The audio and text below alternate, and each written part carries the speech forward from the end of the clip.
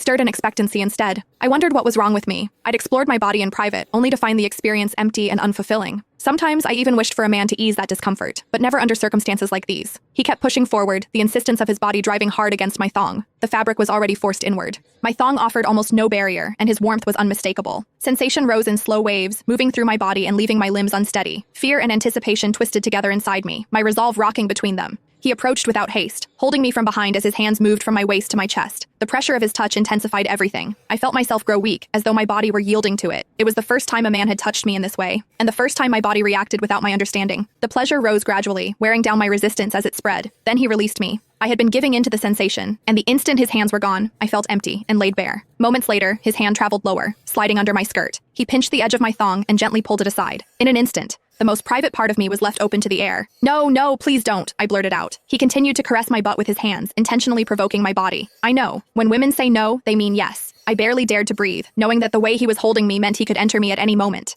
I clenched my body tight, sealing myself off, or he'd have an opening to force his way in. The man stayed calm. He hooked his finger and teased me there with slow, deliberate movements. The sensation drove inward, so intense it nearly shattered my control. He raised his finger between us, examined the dampness on it, and said, "Stop pretending. Anyone who wears panties like this is obviously open. Look at you. You are already wet. Stop forcing yourself. Let go and feel what being a woman is like." The humiliation deepened until I felt completely exposed. "You are going too far. Aren't you afraid I will call for help?" He showed no fear. If anything, he seemed energized by it. "Go ahead. You could scream until you lose your voice and no one would notice." He was right. The noise in the venue was overwhelming, and even with his mouth close to my ear, his words were hard to catch. Panic and shame tangled inside me as my body started to betray my will, the tension I was holding starting to ease. Just then, a wash of light from the stage spilled over us, and our figures filled the giant screen. The man pressed himself against me and wrapped his arms around my body. To anyone watching, we looked like a couple. Even the celebrity on stage played along. Wow, our camera just caught a couple in the crowd. The man used the moment to kiss my cheek, and a small wave of excitement rippled through the audience. My face burned with embarrassment. When the camera finally moved on, I couldn't hold it back anymore.